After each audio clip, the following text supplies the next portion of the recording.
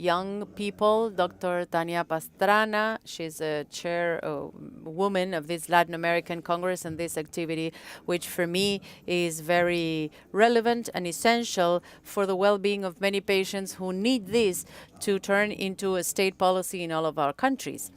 To all my colleagues at the main panel, and indeed, I would like to work on something different that has to do. I will refer the Pope's encyclical, which he referred in the decade of the 90s. I don't have this at hand since we are not prepared. I was not prepared, but I need to speak about something different. This is a very interesting document because through the 90s, I'm a pulmonologist. I had to deal with palliative care with my patients who are terminally ill. We didn't have a guideline. And in this document, it turned into the therapeutical things that have to be complied with and those things that should not be done at the time. This is a circular which from the non-scientific viewpoint brings along a very consonant position. It's something similar as what we had in the last religious circular, which is a laudate, which is a piece of art to look for our earth, which is our common household. I urge you to take this as a guideline to someone that needs to turn into a national state policy.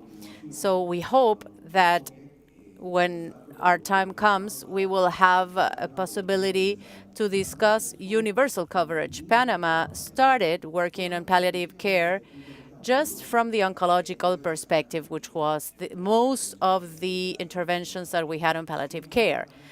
However, we are now extrapolating this national network towards the non-oncological and pediatric areas.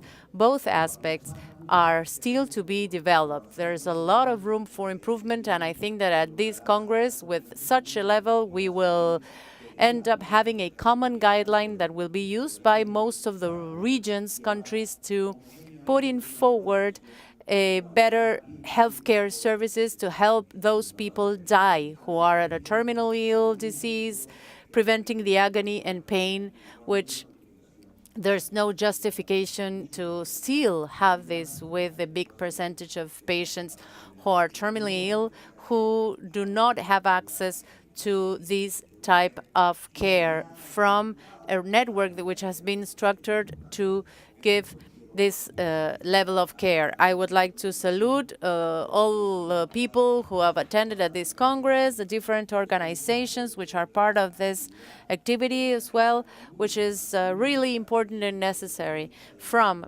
our country's viewpoint, I think this is something that has to receive the highest emphasis. Panama is willing to share with all of you, of course, the national plan of palliative care that we have established in the Republic of Panama so that it could be used as a guideline. I was discussing with the Minister of Health from Guatemala so that this turns into a guide document that each country might adapt to their needs and particular circumstances.